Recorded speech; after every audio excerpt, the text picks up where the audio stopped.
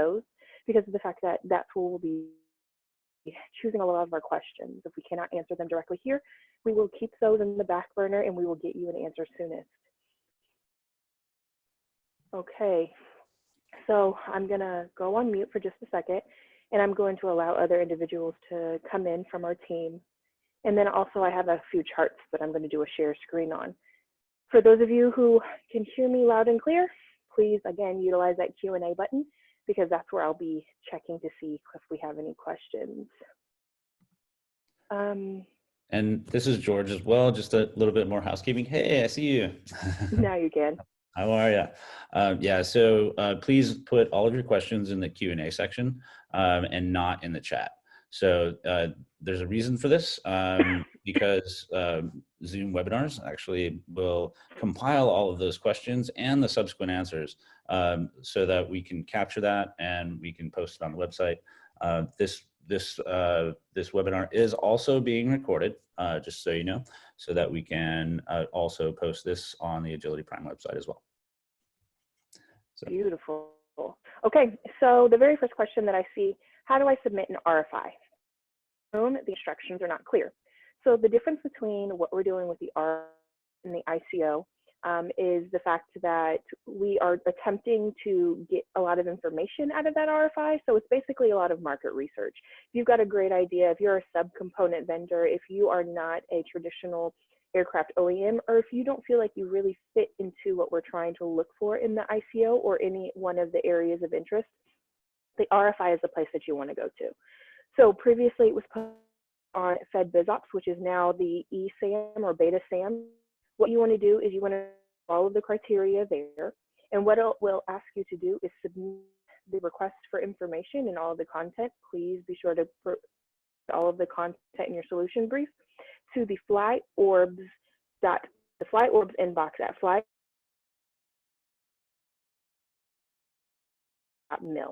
If you have any additional questions, that's where you want to go. If you feel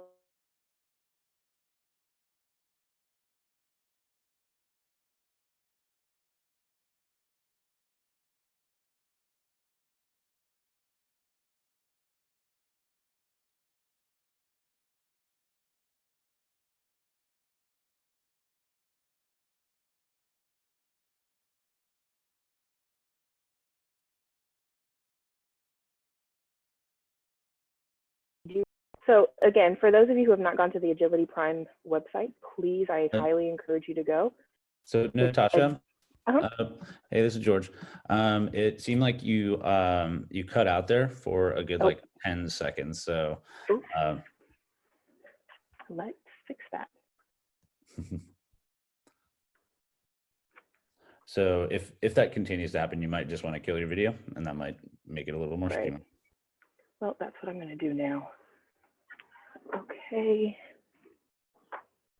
Maybe this will be better. Okay. Much better. Thank you. No worries. So I'm going to just go ahead and kill the video, and I'm going to go to the Agility Prime website.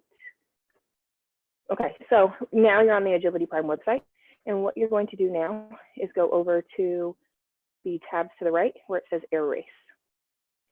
It'll describe what the innovative capabilities opening is, but what's so great is you have the ability to download all of the information. So gentlemen, before with the RFI, here's the request for information portion.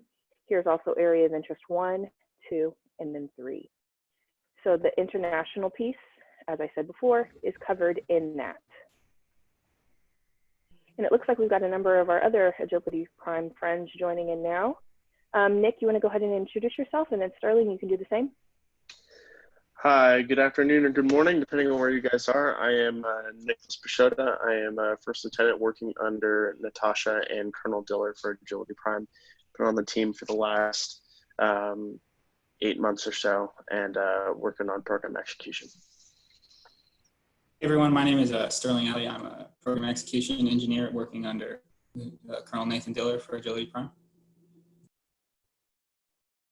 All right, it looks like we've got a number of other questions as well coming in.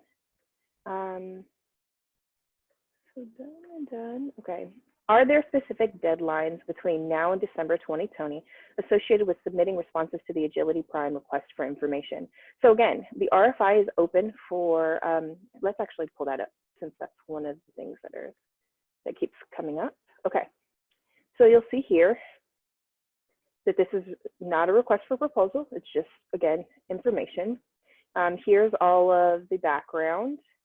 And then here is the information that's being requested of you. I won't go into much detail on this, but please understand that the timelines and the information you need to submit is here. However, this is your deadline. And then it says, our company has a number of flight critical software technologies that are air vehicle agnostic. How would you recommend aligning our response to Agility Prime areas of interest? Sterling, is that something that you can help answer? What was the question, Natasha? It says, oh, so if you look down in the Q&A, it says, our company has a number of flight critical software technologies that are air vehicle agnostic. How would you recommend aligning our response to the Agility Prime areas of interest? Yeah, for sure. So our actual contracting efforts are focused on those OEMs flying mature platforms ready to begin operational flight testing in a rapid way. So we're looking at options for helping those associated technologies get involved and perhaps setting up teaming opportunities with our performers of those mature platforms. So feel free to respond to the RFI. And if we see something we think that we have an opportunity for you guys to team up with, we'll definitely make that connection. And then also stay tuned in for our website. I think we're going to try and set up some kind of platform for an ecosystem where we can start getting those relationships built.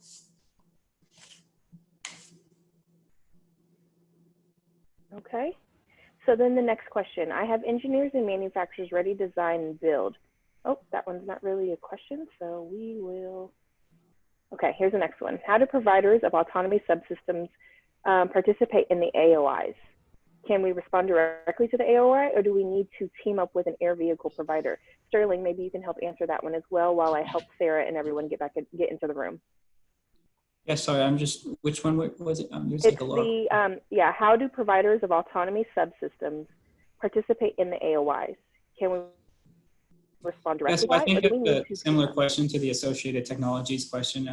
We know that there's a ton of guys out there who are working on associated tech, and we're definitely looking at ways that we can help create a platform for you guys to team up with OEM manufacturers in general. So I think the best way to start for now is to respond to our RFI and then stay tuned in for our website and future updates on how we're going to try and get that ecosystem set off. Okay. Answer. Okay. For making the phase 1 solution brief for AOI, how many of the questions for AOI are requested in the solution brief? Okay, so again, this is where the opportunity is available, where you can go into each one of these area of interest to get all of the questions that are necessary that are necessary to be included into the solution brief. Yeah, so I think all of the questions that are asked in the AOI will need to be answered in your phase 1 solution brief, and then the phase 2 is more of an in-depth conversation that the team, the tech team, and everyone in this team and the test team has with your company to kind of really get an in-depth feel for what you guys need, how we could support you, and kind of next steps moving forward. So please do answer all the questions in the AOIs in your submission. Okay. While we're waiting, we've got some additional guests that will be coming in. So Colonel Nathan Diller, he is our IPT lead. He will be joining us shortly, as well as our contracting team. So we have our contracting specialist, Sarah Bowler, as well as our contracting officers, Tyler Prince and Mary Del Rosso. I will be pulling up a set of charts that maybe help answer a lot of these other questions. So I'm going to go ahead and do a stop share. Nick and Sterling, please feel free to answer some of these questions live while I pull up some of that other information. Okay, for sure. So the next question we got is from MyCore Technologies, asking, is the initial RFI that we began last December is the same RFI as the one that's currently open? Yes, they are the same RFI. There's no need to apply twice. We just extended the date of open availability on that RFI.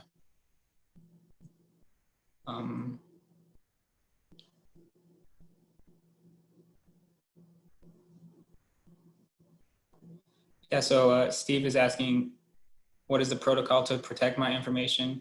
Should I put very little into top level and put the meat in a doc attachment? Yeah, so all AOI submissions are treated as proprietary and source selection sensitive information, and thus will not be shared outside of Agility Prime evaluation team. So please feel free to attach any proprietary information you have as an attachment to the email of your submission to FlyOrbs.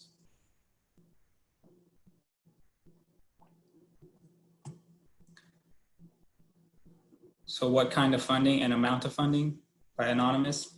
So Agility Prime is a contracting effort that looks to provide in-kind testing support to those air race participants. So we are not looking to fund RDT&E. We're essentially, for those who get to phase 3 of the air race, we will be providing test range access or access to test facilities as an in-kind basis, which is not the intent of our program to fund development.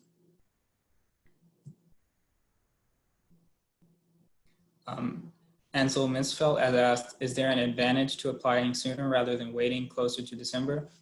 So the only advantage to applying sooner is that you will be considered for entry sooner. The evaluations are evaluated as they are received, and those first come, first served basis people will have access to the air race sooner than others. So they may be at further phases before those others and have earlier access to funding for in-kind test resources.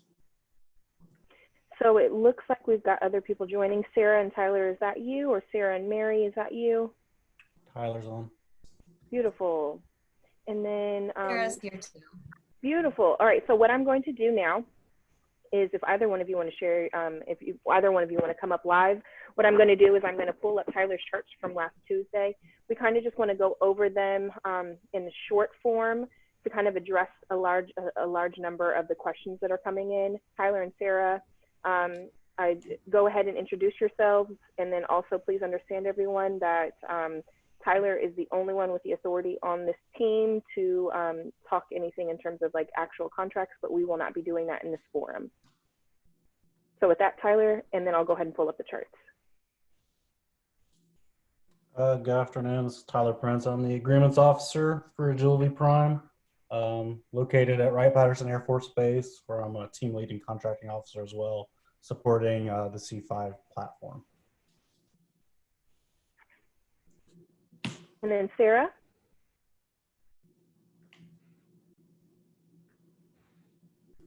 Yes, hi, I'm Sarah Bowler. I am the contract specialist on Agility Prime, working under Tyler, the AO. Okay. So there's a number of NA here.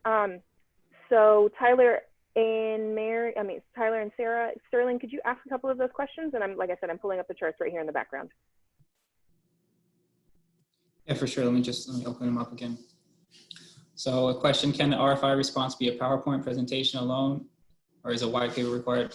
So yeah, it's perfectly fine if you just send in a slide deck as the RFI response. We do ask that if you are a manufacturer of an aircraft, that you provide the specification Excel sheet filled out to the best of your ability. And it's important to note that for the air race application, we do require that all applicants fill out the specification sheet in full. Otherwise, your application will not be considered. And then Sarah and Tyler, please feel free to chime in. So again, I'm going to turn this over. So Tyler, I've got your charts pulled up. What we did was we added the AOI 2 and 3, and then you can kind of, again, shorten up what we did last week, and maybe it'll help answer a lot of the questions that are in the Q&A. If you can see my screen right in front of you. I can see your screen. So you're wanting me to go through my slides again? Well, so really what we want to do is focus on, here we are, I will pull them up. Focus on the phases, and then we're gonna pull up the area of interest 1, 2, and 3 and kind of talk about that in depth, about what's the difference between the two, what's the difference between 1, 2, and 3, and then how they go about submitting. Okay. So yeah, the overview, I'm on the slide of the overview of the ICO, innovative capabilities and opening. As you can see that if you have the slides up, there's 3 different phases. We're currently on the first phase, phase 1, which is companies should be providing solution briefs. And those solution briefs are in accordance with the different AOIs that have been posted on betasam.gov. So yeah, right now we're reviewing those solution briefs as they come in. From there, if we decide that we want to move forward with a brief, we'll move on to phase 2, which would be company engagement. And then from there, potentially going on to phase 3, which would be requesting a formal request for proposal where we would negotiate an agreement. So right now we're looking for just the simple solution briefs. And I believe that there's a format in the ICO of how to submit those solution briefs.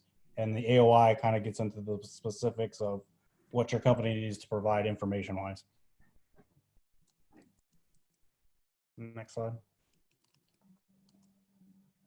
Yeah, so this just kind of goes over the different AOIs. I believe the difference in between the AOIs in general, and Tasha, and you can correct me wrong, is just kind of the size of the payload. So that'll be, but just take a look at each one. There might be minor differences in between the AOIs, but it's the 3 to 8 personnel for AOI 1. I don't remember what AOI 2 is off the top of my head, 1 to 2. It's right in front of us. So what Okay. we did here, I can take it if you want. Okay, so what we've done here is we've outlined our different areas of interest. So area of interest 1, as you see, is your 3 to 8 personnel. This is your people mover. Again, the range, speed, and endurance are all here. For AOI 2, this is focused 1 to 2 personnel equivalent. Again, your range, speed, and endurance, and then full-scale flight. What we want to have happen is have a full-scale flight prior to December, when we envision getting on a test range. However, don't hold me to that. That's kind of what our planned timeline is. And then AOI 3, you'll see a huge difference here because this is unmanned and we have a maximum takeoff weight here as well. Sterling, please feel free to jump in and anything you want to add to any of these AOIs. Yeah, for sure. I'm just typing answers to the Q&A questions as they pop up. I think you guys are covering it pretty well. The main differences between the AOIs are going to be the size of the vehicle and payload. And we separated those AOIs based on what we think are the end use cases for those potential vehicles, which I think we can discuss further down the line with these weekly meetings. But yeah, I think you guys covered it. Yeah, a simple way of putting it is the ICO is kind of your overall umbrella solicitation for this effort. It's going to tell you how to propose, how we're going to evaluate, and then the AOIs each are going to be kind of specifically what you're going to propose to. So if you look at it from that perspective, it might help you when formulating your solution brief.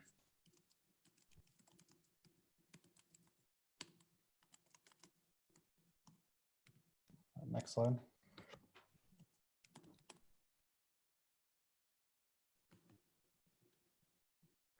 So this chart is, no, I can take this one. So this is kind of what we envision our engagement or our weekly discussions will be. What you'll see is this week, we're talking about our airworks contracting. Next week, we'll actually get into the airworthiness process. The following week, we'll talk about testing. And then the final week that we have on here is May 27th, is the small business integration. So please understand that the small business innovative research opportunities are different from what we're trying to do under the Agility Prime contracting purview. These paths are parallel in that a lot of the companies that are trying to participate in this eVTOL community are small businesses. But again, understand it's just different mechanisms in which you can get funding from the government or resources from the government. But again, they differ in significant ways, as we just saw. And Natasha, real quick, I don't want to step on you, but I'm just seeing a lot of questions about the RFI versus the AOIs. So I just want to clear that up a little bit. So the AOIs are focused on those industry partners who are at a maturity level that allows them to perform rapid flight tests. This means that as an AOI criteria, we are looking for those who have completed a flight test of their full-scale platform before December 17th, 2020. The RFI is an opportunity for those associated technologies and performers who are not at that level of maturity to interact with the DoD.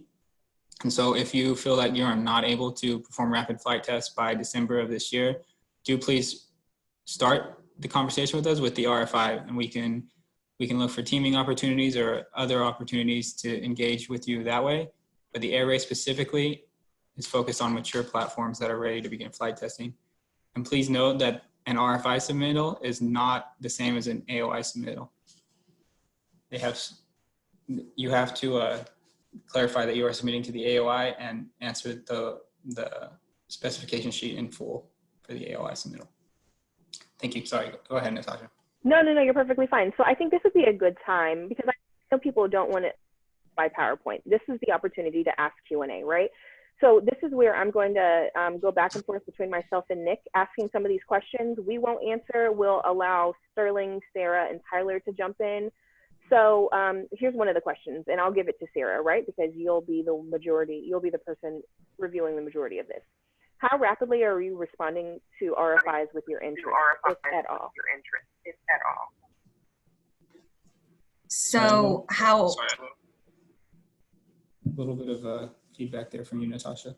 Yeah, so this is Tyler. We kind of need to distinguish between the RFI and the OT. So Sarah is the buyer on the OT. So is this a question regarding the OT or in general the overall RFI you guys are looking for? Yeah, so I'll take this. Go ahead, Sterling. So the RFI response is not a solicitation for contract reward. It's simply a request for information. So those who respond to the RFI is basically just you guys presenting your technology to the Agility Prime team and starting the discussion with us. If we feel that there is action we want to take regarding your technology, we'll reach out to you on a case-by-case basis, but it is not evaluated against any open solicitation. For those who wish to apply to the air race, you must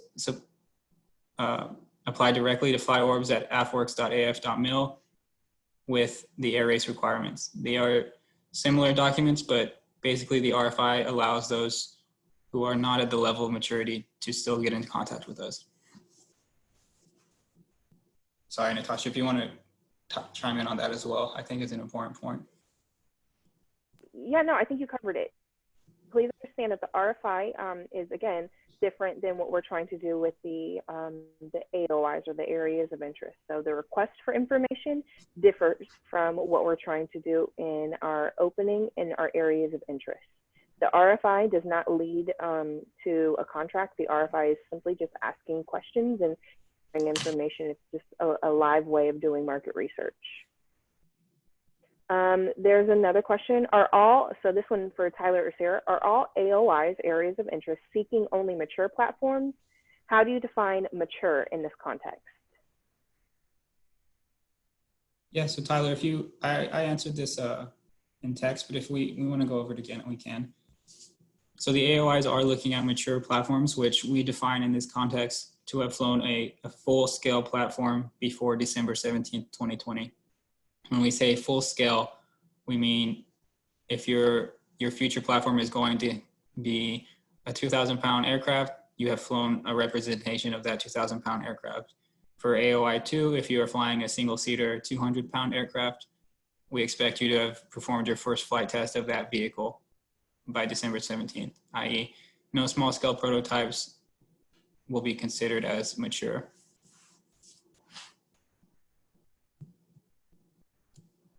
Natasha, does that sound right to you as well? Yep, nope, that's fine. Okay, so then again, another contracting question. Will you be starting discussion or phase 2 before the deadline in December, or only the phase 1 closing date? So we will be reviewing these and evaluating as they come in. So we're not just waiting for all proposals to come in and then starting the evaluation. Since we reserve the right to do multiple awards off this OT, we'll evaluate them as they come in. Document that, decide if we want to move on to phase 2 and potentially 3 down the line. But no, we're not waiting for them all to come in before we start evaluating. Yeah, just to clarify on that process a little bit. So as you submit, we're ongoing evaluations continuously. And if we decide that your evaluation meets requirements for the AOI and to proceed to phase 2 with you, we'll let you know.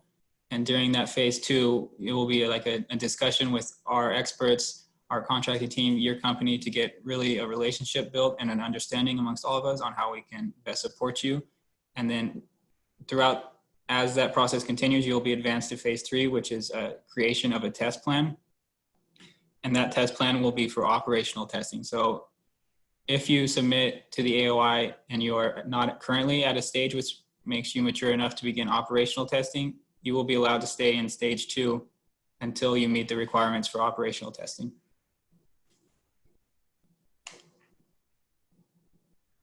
I think Colonel Diller is finally able to get on, Sasha.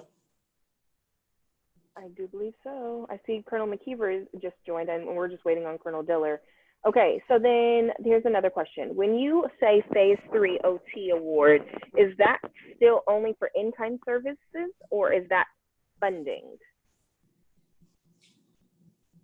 Yeah, so the phase 3 OT award is for the execution of the test plan, which was created earlier in the air race. So that test plan will be for operational testing, developing ConOps, use cases with the DoD and Agility Prime, and the OT award will be basically funding to pay for test resources on that test plan in kind. Okay. Sarah, this one is specifically for you. How can a company track their submission and answer any additional questions? So if we have any additional questions regarding an AOI submission, we will contact you directly. You can say, after you do submit your AOI, we will go through and we will do our evaluation and reach out to you if we want more from you. Other than that, just be patient. You may hear from us. Here's something for Tyler. So say an aircraft can carry the payload weight required in one of the AOIs, but not its people. Can they still apply to AOI 1, or what recommendation do you have? Yeah, so we're seeing a lot of platforms that maybe can carry 1,000 pounds, what they define as 5 people. But for AOI 1, we're really looking at those platforms that have a provisioned cabin.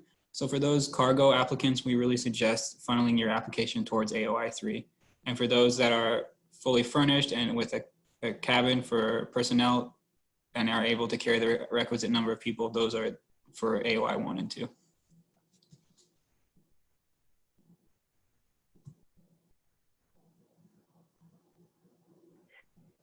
Who in the Air Force will evaluate the systems for RFI and AOI? So this one's specifically for Tyler to answer.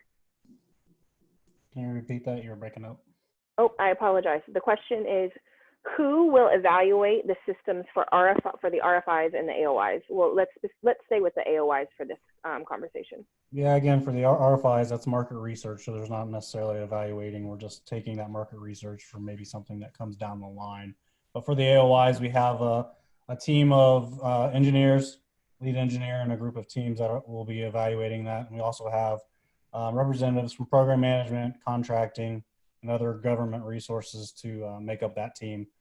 So really, we're in the process of doing that for the AOI 1 submissions that have come in. So working as a team to evaluate, and then once we make a determination on each offer, we'll reach out to the companies to let them know whether or not they're going forward to phase 2. Wonderful, thank you. Colonel Diller, are you live? Because we did have a question that maybe you can help answer. Yeah, certainly. I apologize for that. And just for everyone's information, we'll have a little cleaner setup on the webpage soon, so that it'll be a little easier to access here. My apologies for that. Anyway, go ahead, Natasha. Thanks. Okay. No, you're perfectly fine, sir. Thank you. For those who won't be able to fly a full-scale flight prior to the deadline, why are they currently being excluded, or will there be an opportunity for them to participate later on? Yeah, no, that's a great question, and it's not necessarily exclusion. The ICO is a 5-year ICO. What we were trying to do is, right, we have, just from the way our budgets are laid out, and the team size that we have. It was really us being able to scale work over the course of the next year in a way. But the intent for this, as is documented in the ICO, is that these remain open, and we have, the idea is potentially too, and that these change. We expect that they evolve a bit. As Dr. Roper said last week, we are not writing requirements for these, and so as we go along and learn, maybe there's more capability out there than we realized, or maybe the technology is not quite there yet. We expect these to evolve. So if you don't necessarily meet this right now, please don't think that this is not not the right place for you. Our intent is as we get a little better understanding of what our bandwidth can and should be, to what degree we need to grow our team so that we can be responsive, and we can make sure that we're pushing along what look to be the most promising commercial technologies. We expect those dates to change along the way, and for us to evolve the AOIs along the way, to make sure that we're finding, again, those who have a capability of moving forward competitively in the market, and at the same time keeping some ability for us in DoD and really across broader government an opportunity to be able to use those assets. Yeah, so another question from Kunal. Is there a current SBIR topic for Agility Prime that we can respond to? Yeah, that's a good question. So just last week, there was another open topic that was there. We've been using primarily the open topics that AFWERX has sent out. And there will be more of those that will be coming out soon. Well, actually, we had talked about yesterday of posting that. If not, you can certainly look up on the AFWERX webpage. I would expect those SBIRs run 3 times a year. And so I'd expect the next round of SBIRs to become available. I think that it may open towards the end of this month and then close in June for contract award in July, if I'm not mistaken. But we'll get those out, either posted here or a link over to the AFWERX webpage. Great. So next question: Will there be future AOIs that will allow those who cannot meet the full scale by December 2020 requirement to join the air race, or is this the last chance for participation in Agility Prime? No, certainly. Kind of referencing previous question. I hope that covered. And if you have follow-ons, but the intent is to, like I said, to evolve this in a way that allows us to, this program essentially did not exist 6 months ago. So, building the team, the right size team in government to make sure that we can be responsive for the technologies that are out there. As this grows, then it potentially creates opportunity, and we expect over at least the next 5 years per the ICO to continue to open this up. Yeah, from Mr. Magnuson. So who is the person I present the technology to? First contact, so to say. And Mr. Magnuson, please forward all documents, including Rfis and AOI submissions, to flyorbs@afwerx.af.mailbox, and the Agility Prime team will handle it from there. From Mr. Dawson: having built and flown the full-sized aircraft already, then making engineering improvements to a new full-sized aircraft before flying the new design, do we need to have the redesigned aircraft flightworthy by December? If we display the older aircraft, is it? So I think he's just speaking about iteration and AOI submission.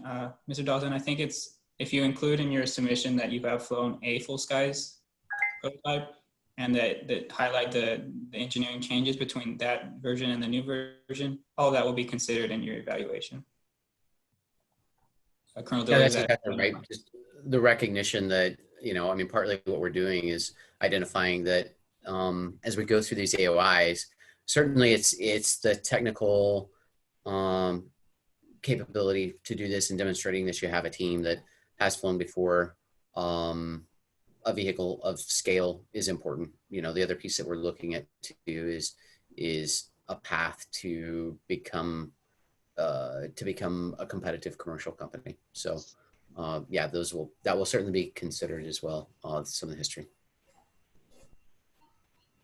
One of the next questions is, as an avionics supplier, will there be opportunities to provide solutions directly to the government, or are we limited to trying to work partnerships on our own with companies able to provide the end solution?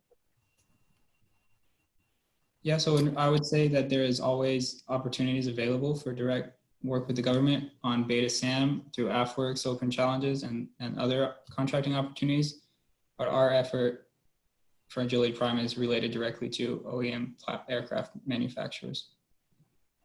Nate, do you want to weigh in on that, other opportunities? Yeah, I mean, I think we're open to some ideas on, you know, what can be done kind of across the ecosystem. In the near term, you know, some of the things that we look to do, for example, is have and potentially expand the trade show list that we had. So that's there's an opportunity there. We're certainly interested in the small businesses. On that note, the AFWERX, looking at the AFWERX server site, looks like that opens on the 3rd of June and closes on the 2nd of July, with awards to be made in August. So continuing to pull in the small businesses into this, but there's some of the larger businesses, as you saw last week, that continue to be engaged. Yeah, so there's another question here about the proprietary nature of information submitted to the RFI and how the RFI claims that this may be released to third-party contractors or government personnel. All material is treated as proprietary information within the Agility Prime team.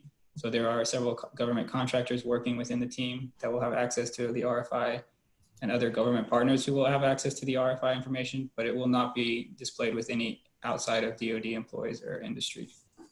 Yeah, and those are covered. Those are covered by NDAs. Those are covered by other government laws. For that, I will tell you that we are taking measures above and beyond what is min required, because we know this, right? Because of the competitive nature of this market. I've just been really impressed with the degree of secrecy that a lot of companies out there have.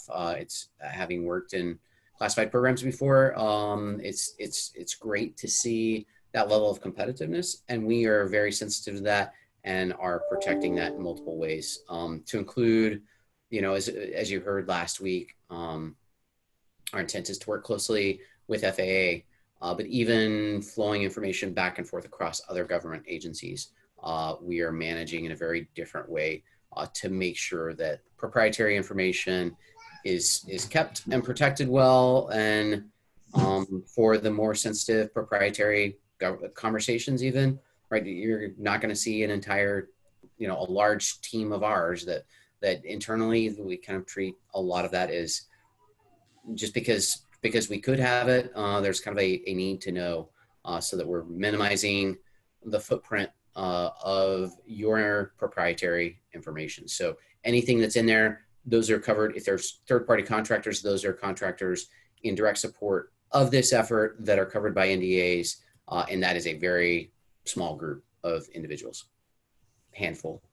Yeah, great clarification on that, Nate. From Mr. DeRays, what if we can carry both personnel and cargo, but it's not specifically built for carrying people, say carrying personnel in containers? So I spoke on this a little bit, and Nate, if you just want to clarify, I think the intent for between AOI 1 and AOI 3, that those submittals to AOI 1 are more provisioned with a cabin versus pure cargo applications in AOI 3. Yeah, I mean, I guess I would be curious, you know, to a large degree, I think,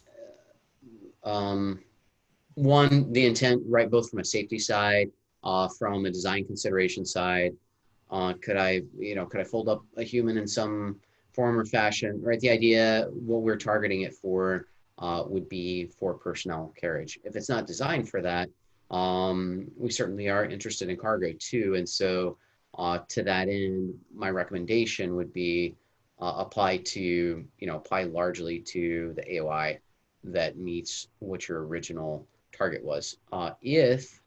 If you think that there should be some adjustments to that, we certainly, we've left the RFI open specifically to accept that information. and to potentially kind of evolve that. So if you have specific questions, or if you feel like it's limiting in some way a fantastic technology, we're the last to want to limit the, close the aperture on this. So please feel free to reach out to us if there's a specific item that you think we might be missing in the way that we currently have these structured. Yeah, I mean, I think just in general, to sum it up, that AOI 1 is provisioned for those that are flying with pilots on board in general. So there is a lot of safety and airworthiness considerations that go along with that. Whereas AOI 3 is open to fully unmanned or autonomous platforms as well. So the safety bar may be somewhat lower for those. Yeah, what you might do, some of the crash worthiness items, for example, presumably would be a little bit different between cargo and between a personnel carrier. Again, those we may see something different as this evolves, but our initial thought was that you might be able to do some more interesting things with cargo that you might not be able to do with personnel, and that might open the aperture up, both from a cost perspective or capability perspective, that the personnel, the carrying, might not be able to do. Perfect. Yeah, I think we covered that pretty fully. Does funding for phase 3 test plan execution include the purchase of prototypes? For example, in case of crashes or mishaps, or if the legal team wants to speak on the liability for execution of test plans. Yeah, so that's a good question. On this phase 3 piece, I think it's important to make sure we're being very clear of how we're using that contracting activity. So by finishing the phase 3, as you saw on this deck of charts here, the completion of phase 3, and I think it is pretty clearly spelled out in the document. If you get through that puts us in a position where we could go directly to a procurement contract. What does that mean to get through phase 3? So if you go back and look at the AOIs, the submission for the AOI is a test report. Now that test report basically is showing that to some form or fashion you have been able to test a vehicle, and the vehicle meets provides a path to get to, it's demonstrated those capabilities and a path to actually get to a certification, a commercial certification. And so that provides basically the foundation for us being able to continue additional contracting activities.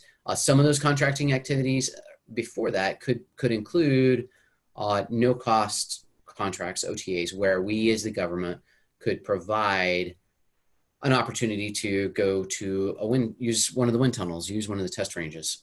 In terms of what we're purchasing, certainly before we start flying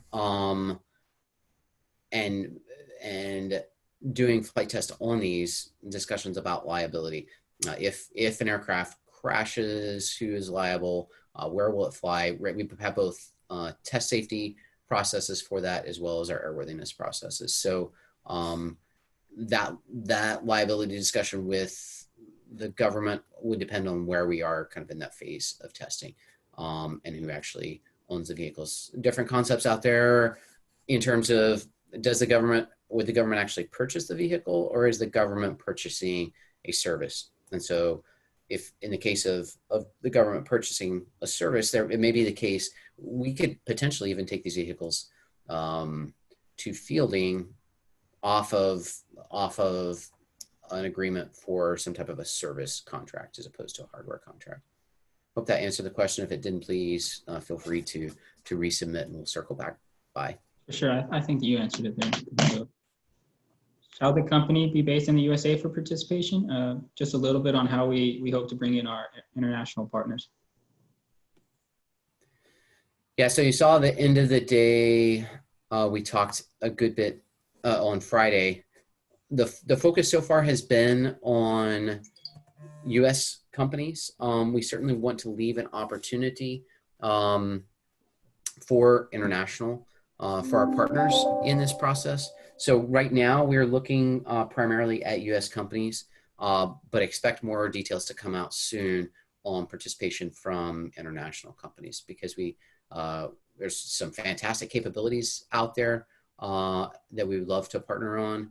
And certainly, as we said, part of our national defense strategy is very explicitly helping build that partner capacity and looking for opportunities for interoperability.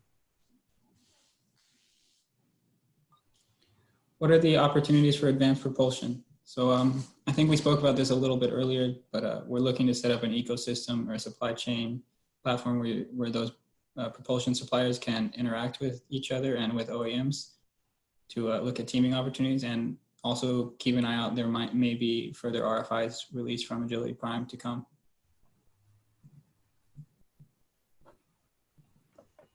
Sorry, Natasha's closing all the questions here. What level of drop testing and destructive testing levels do you want to see? Nate, or over to you. Do we have anyone from test team on here? Is Frank on? So what's great about that is if we go to our charts here, actually I apologize, I should have gone the other way. You'll find that we will be having a test discussion on May 20th where you'll have the opportunity to ask those specific questions. Right now, we don't have any definitive testing parameters to look at because it'll be based on whatever we get out of phase 3. However, please feel free to join us on May 20th when we talk about tests specifically. Yeah, and going back to that question also, right? This is certainly going to be a function of which AOI you're in. If it's personnel versus cargo, what that testing looks like.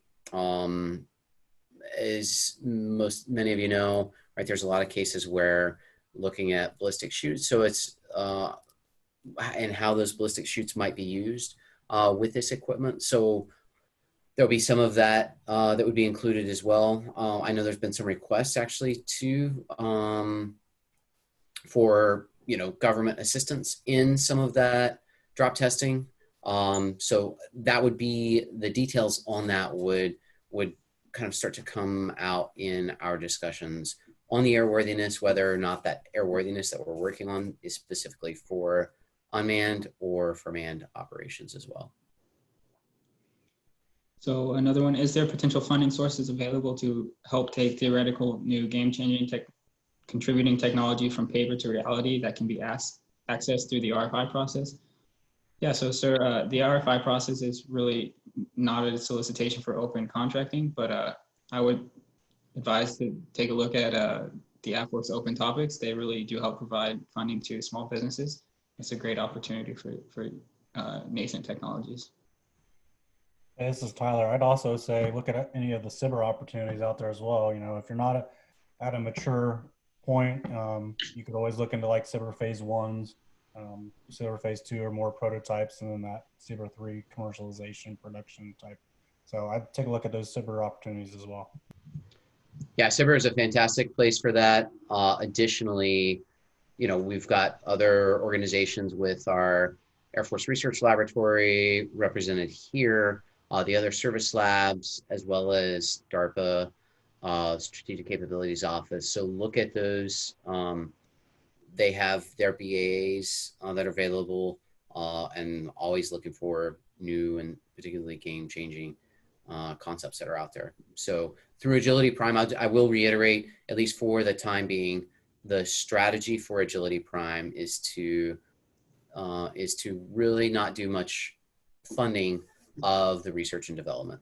And this is again very consistent with the strategy that Dr. Roper laid out last week, is that we are looking not to go create requirements and have industry build to those requirements, but instead try to take the ideas that industry has for a commercial vehicle and try to accelerate that path to commercialization of the vehicle. So there's a very different approach, and that's why you don't necessarily see funding for research and development in Agility Prime. Doesn't mean it's not out there and all kinds of other programs in the Department of Defense, but our intent is through this AOI process and through the SBIR process look to see what is the maturity of the vehicle and at what point we might start to purchase operational testing for these vehicles on their path to commercial certification, so that we can understand,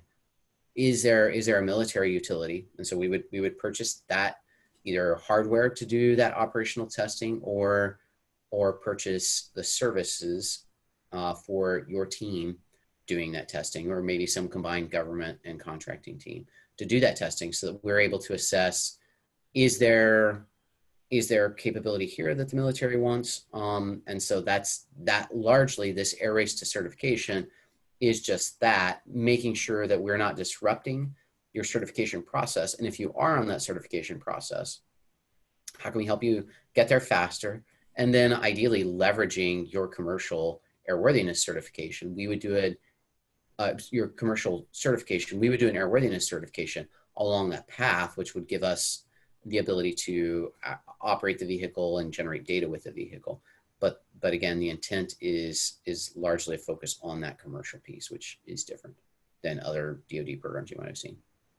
Yeah, Colonel Diller, kind of in line with that same topic, for those companies who are not at a maturity level for the AOI, is there a central point of reference for all DoD open opportunities that may relate to VTOL or associated technologies?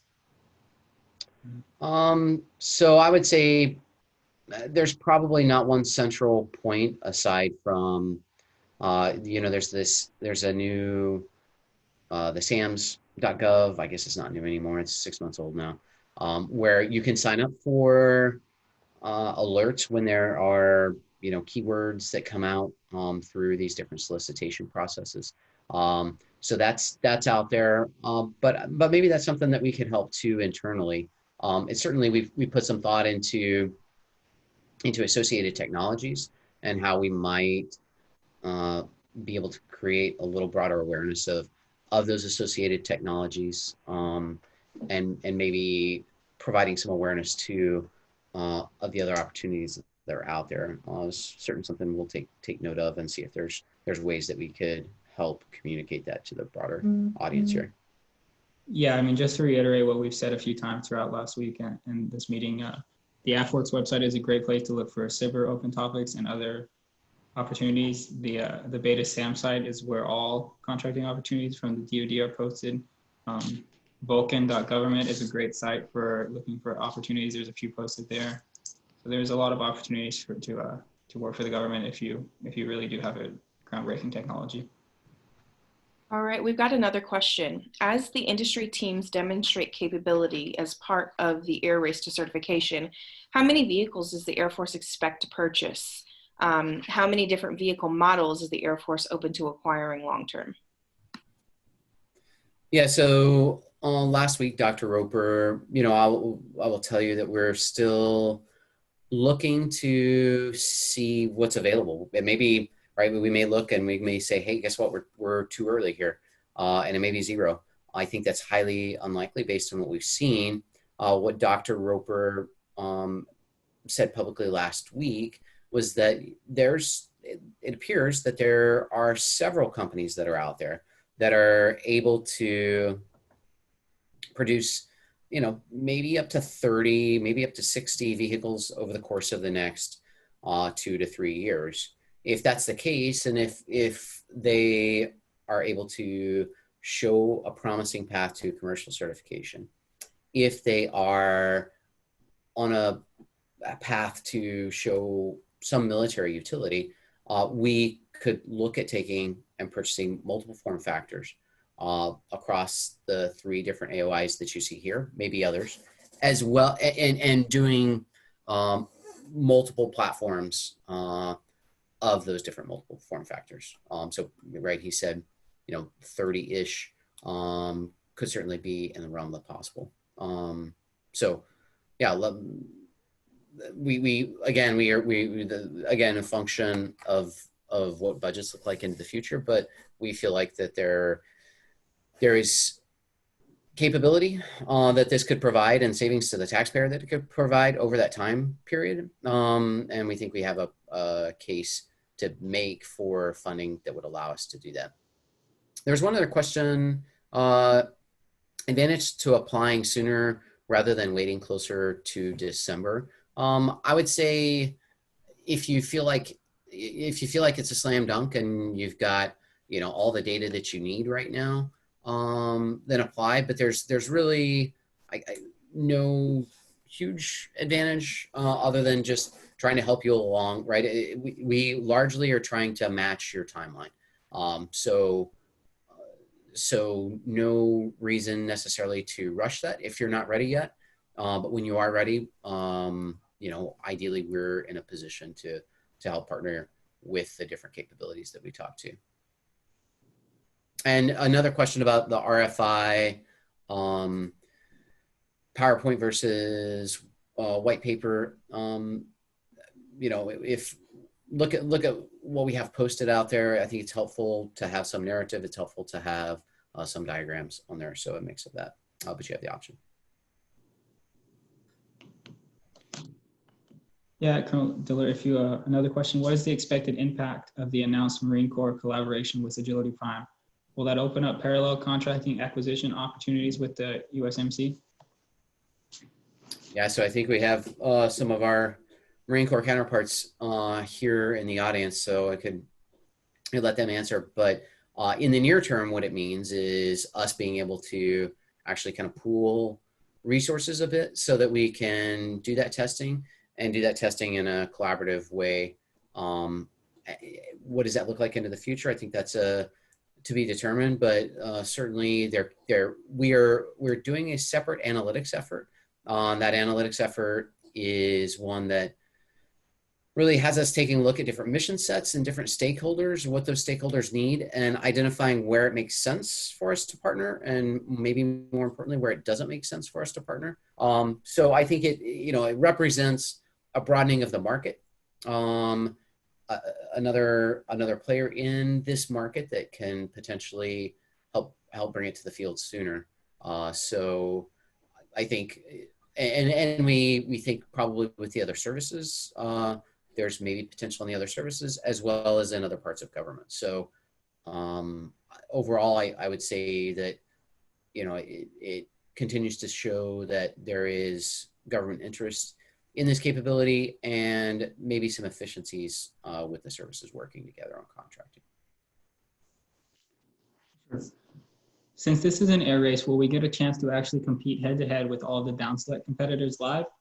Please, please, please. That would be fun. Yeah, so no, so I suppose if you wanted to, if companies agree to, we've been very explicit that we are managing opportunities in this in a way that companies want to. So there's some companies that want to be very private in the way that they're doing their testing, and they actually would like to test in very private locations. And in that case, supporting that if that helps them achieve their objectives. So we're using air race probably a little more loosely than some of us would like to. It'd be fun actually to have these air races, and maybe we'll at some point. But for the time being, it's not necessarily a head-to-head competition where we're taking everybody to the desert and saying, "On your mark, get set, go." So, sir, just to kind of follow up, there was another question out there. I think that Tyler or Sarah, Mary, you could probably answer. The question stated, for those who actually get to the point where they're providing a prototype proposal, will those names of those companies be announced or will they be made public? So for the time being, again, we're working with, if the companies want to make that public, then they can. Sarah, go ahead. We lost Sarah there for a second. I don't know what's happening with our audio. Sorry about that. Yeah, so our intent is to, if they would like to be open, as we did this last week, we opened to everyone. If you wanted to unveil a product over the week, you certainly could do that. But if not, like I said, there are some of these companies that would prefer to do testing in quieter places as they work in stealth mode. Yeah, sorry, Colonel Diller, about that. I'm not really sure what's going on with my audio. If your company does make it to phase 3 and you choose to release that, that's something that we can discuss. But at this time, we have no plans to actually release the names. Then George, it looks like in the chat, a number of individuals are having issues. Are you seeing anything on your end, sir? I am not. I'm just looking through the chat, and it said a number of individuals are having issues submitting questions. Okay. Oh, they may be on an iPad or Gotcha. yeah. If you are on an iPad or you're not seeing the Q&A feature on the Zoom toolbar, it might be under the 3 dots, the ... more feature. I know that it doesn't necessarily show up on some devices.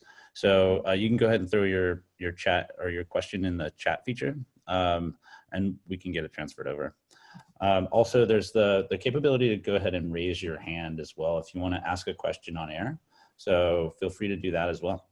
So Colonel Diller, actually Carl Dietrich just raised his hand if we wanted to bring him on.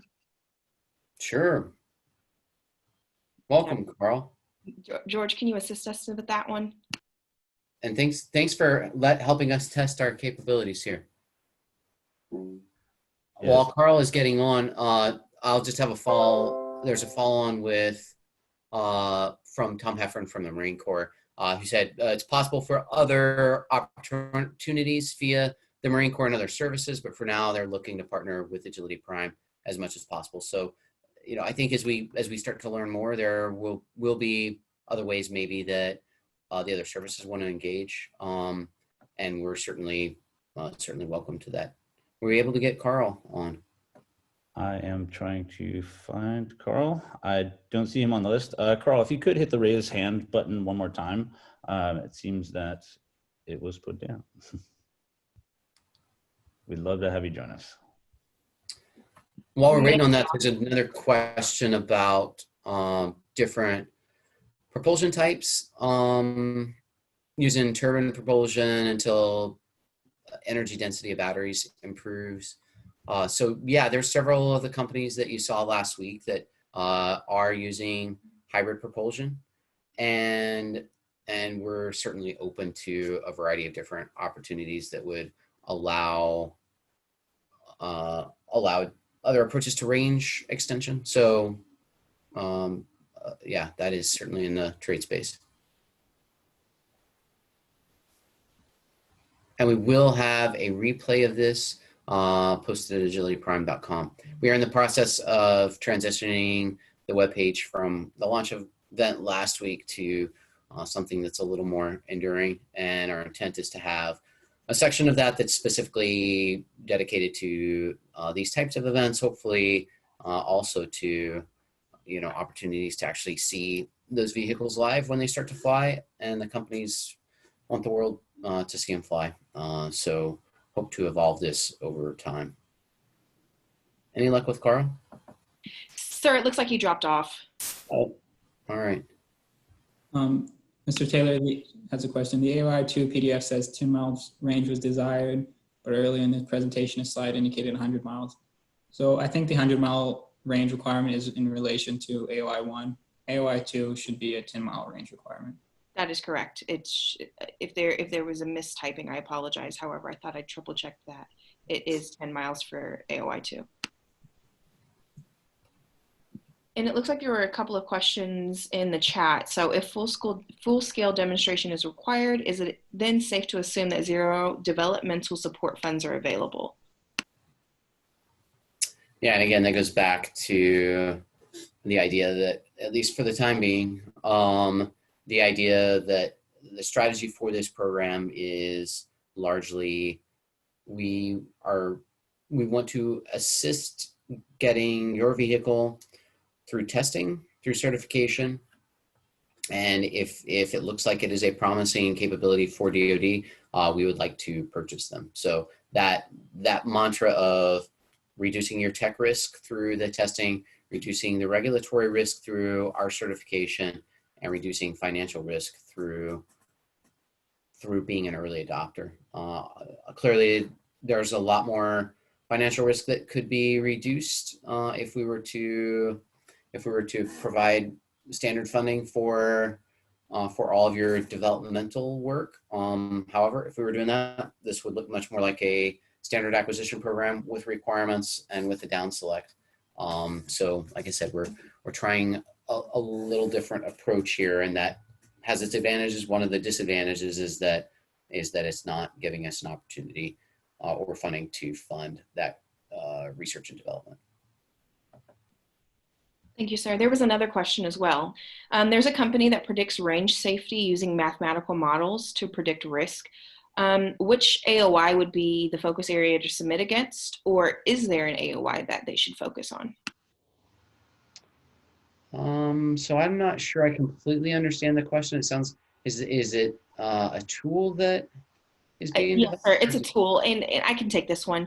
So for those of you who've had the opportunity to read through the specific requirements for our areas of interest, if you are stating that you are not a major OEM vendor or an aircraft supplier, I would highly recommend you submit to that request for information that we have listed on the Agility Prime website. On the right-hand panel, drop down where it says Air Race or Join the Race. There's a section there where it actually has our RFI if you do not meet the requirements for any of our areas of interest.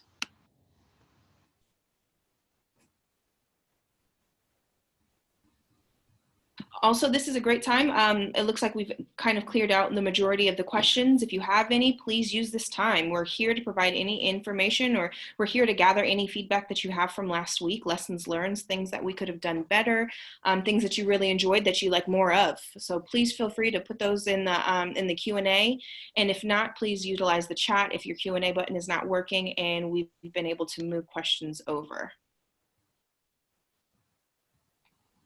Colonel Dillard, this would be a great opportunity while we're waiting for more questions to come in to address anything that you had with the crowd. Tyler and I went through the charts briefly before you got on.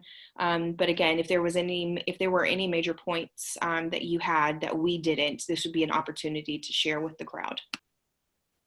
Yeah, sure. Thanks for those who participated last week. I think there was clearly a lot of good support for the approach that we're proposing here across different government, industry, the investment community. Like I said, we see this as a campaign of learning, so we would really like to keep this as an interactive conversation with the participants out there to the maximum degree. In doing that, we're, like I said, evolving the webpage a bit. We would like to have a place where companies can continue to showcase their technology. If there are subsystem suppliers, being able to have them also showcase that technology in what we intend to have as an enduring space, where originally was used by the exhibitors last week. But being able to expand that and keep that as kind of a living document, living room where people can go and kind of see, hey, here's a technology that's out there that you might need for the development of your particular vehicle.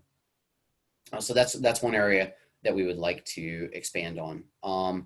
The Slack channel is there and available. Having some ongoing conversations through that Slack channel, I think, is very helpful for us to get feedback.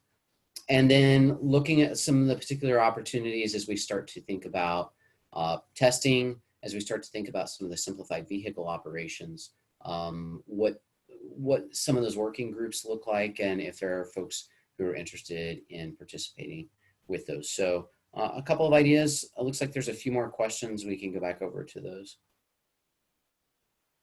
Sir, how much emphasis is being given to cost per flight hour versus cost of the total acquisition? So as we look at this, I mean, that's a fantastic question.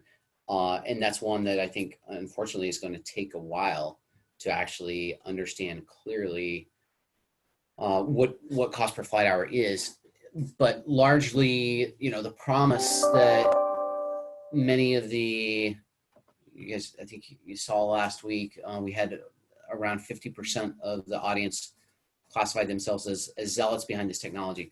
If you are a zealot, one of the reasons that people see benefit in the technology is the reduced operations costs because of the distributed electric propulsion. So that's something we hope to characterize soon. That certainly is one of the driving attributes of this technology for us. And what the balance of that looks like, do I use more expensive components that don't wear out as quickly, or do I accept a lower procurement cost and plan on having to repair things? I think that's an ongoing balance that, regardless of how low of an O&M cost you're able to drive, that's still going to be a trade that's out there. All right, we have a question from Miss Catherine Sheets. Building a propulsion system for a FAA cert is different than a mill standard build. How do you plan on addressing this? So we have a lot of vehicles that fly right now for an FAA certification that have military equivalency, and we would look to leverage that same process. Our intent largely is to leverage the commercial certification. So our thought is that the FAA can leverage data that comes from our airworthiness authorization, so that we're flying more aircraft sooner through that DoD airworthiness, but then eventually leveraging the commercial certification.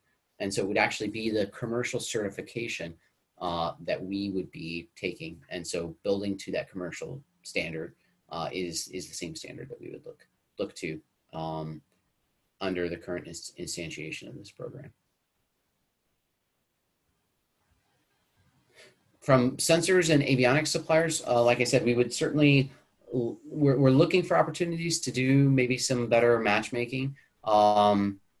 Certainly there's companies out there with fantastic avionics and sensors already identified. There may be others that would be interested. And so how we can help build that ecosystem for collaboration internal to the community is something that we continue to look to. Yeah, so from Johnny Do, does Air Force have any preferences on logistics and turn time regarding charging time, swapping batteries, or using JP fuel-based hybrid systems?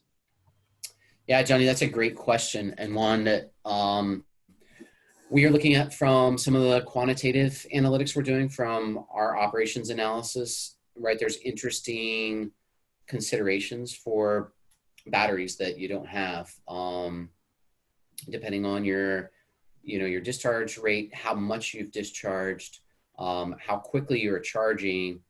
That may limit you in ways that's different than we see in other vehicles. So doing that testing, understanding what that balance looks like in terms of aircraft utilization and turn times, certainly may make for a compelling case for some hybrid systems. But we're still, that's part of this investigation. It's part of why you see among the companies so far that we've been working with, a bit of a mix where we do have several that are all electric, others that are hybrid electric, or some type of a hybrid. Yeah, so a question from AVA. I'm hearing many companies are not getting feedback from the Air Force after submitting an RFI response. Are there any plans to improve feedback on RFI responses submitted to date? So we, as a minimum, should be, if you're not getting at least an acknowledgement that we got it back, to some degree, what our hope is to take your feedback. Ideally, the feedback you're getting from that RFI should manifest itself in what you're seeing in our other contractual activities that are flowing out. So if that's not the case, feel free. We are happy to have follow-on conversations if there's other pieces that you think are important. But for the time being, we're not necessarily, right, there's not a decision being made off of the RFI, so we're not, other than kind of that initial acknowledgement, providing any specific, you're not winning a contract based off of the RFI input, but certainly a consideration in how we've structured the rest of the program. Colonel Diller, we have someone from the audience who wanted to ask a live question. Are you okay with that? Certainly. All right, Andrew, I'm going to unmute you.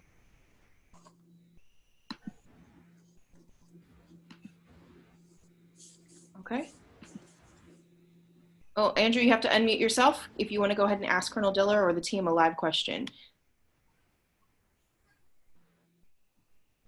Okay, looks like his comms are down. Okay, sir, never mind. Sterling, you can go ahead to the scripted questions or the written questions. Oh, no, Andrew just came up. Perfect. Maybe I lied. Okay, go ahead, Sterling, sorry. Sure, so significant testing occurs prior to flying a full-scale prototype. How does the Air Force plan to support these efforts? So I think this just goes. Yeah, no, I mean, that would be fantastic. If there's already been testing prior onto that full-scale prototype, ideally, right, that's information that can feed into your airworthiness. That's information that can feed into the rest of the artifacts to support the maturity level. So that's fantastic and will be considered. Yeah, I think just to clarify, Nathan would like to say that those testing efforts are being considered with your AOI proposal, but we are not directly funding or providing in-kind support for prototype testing.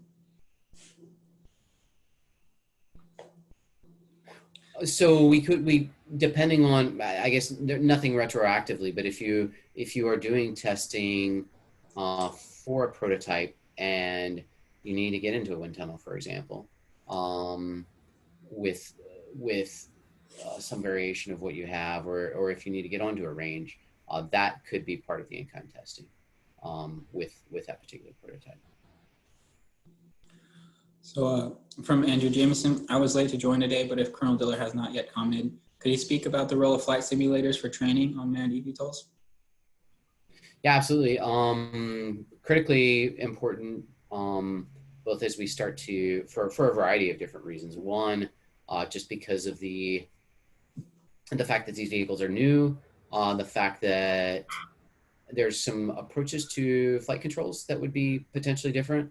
So just investigation of what simplified vehicle operations, I think if you saw last week, or if you'd like to go back and see last week, Carl Dieter gave a really nice talk on those simplified vehicle operations, and that's something that we intend to work with the FAA and NASA on as we move forward to understand that.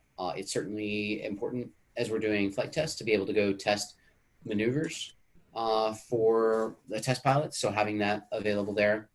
As we start to think about different approaches for manned-unmanned teaming potentially, or various types of autonomy, being able to use those simulators for development of ConOps, concepts of employment and concepts of operation are useful there as well. So certainly those flight simulators are going to be very critical as we're going through this process.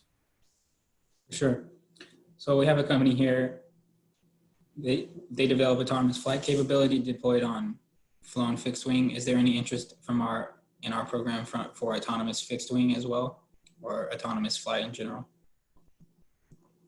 Yeah, so I think there's fantastic ways of burning down risk. And right now, again, our primary approach has been through the AOIs.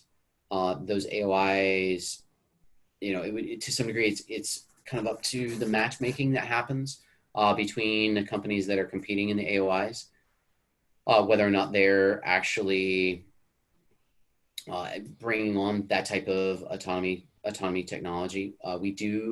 There's other efforts internal to the services that are looking at autonomy. So I guess that's another case where I'd recommend looking at how it could be matured there.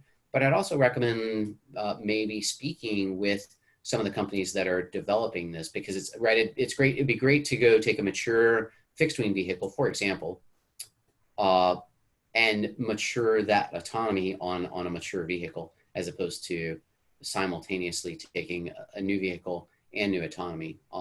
And so I think there's fantastic opportunities there. Right now, our focus is on the air vehicle, but we certainly have a strong interest as does our, the partners in the Marine Corps, in getting very quickly to something that is simplified vehicle operations. So you're someone less with less training than maybe our standard pilots today could operate those, as well as eventually getting to a point where we're doing entirely autonomous logistics delivery. So to answer your question, no deliberate work on our part under Agility Prime to do that right now.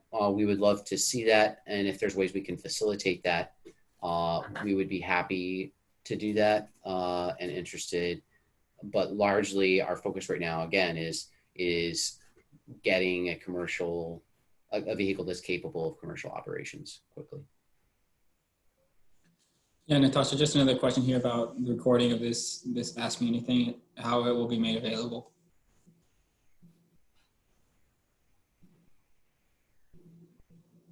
So Natasha, our intent is to have this posted, have this posted on the Agility Prime webpage. You'll see a restructuring of the webpage over the coming weeks.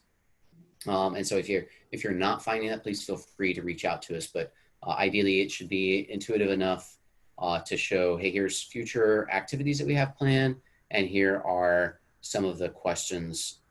Here are some of the recorded previous activities that we have planned. So those should be available in there for your teams. There's some other things that we hope to do. The videos are all posted online right now. I know that they're in, I don't know, I think 6 or 7 hour blocks, and some of the different, whether simultaneous breakout sessions, some of those were not recorded.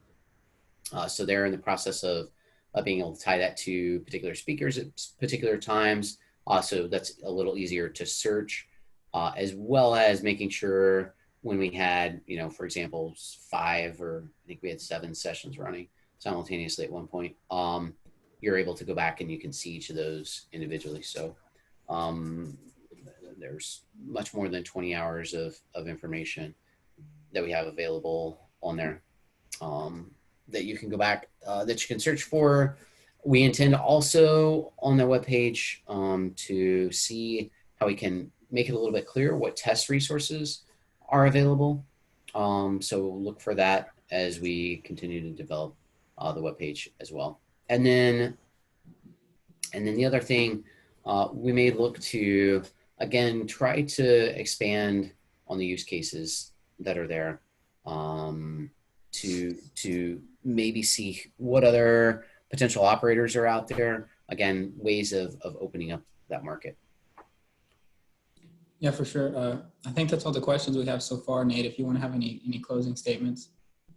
Yeah, sure. I'll pass it around to the team, Scott. Well, one, thanks to Sarah and to Tyler. Do either of you have any last comments on the contracting portions of the program that we're talked about today?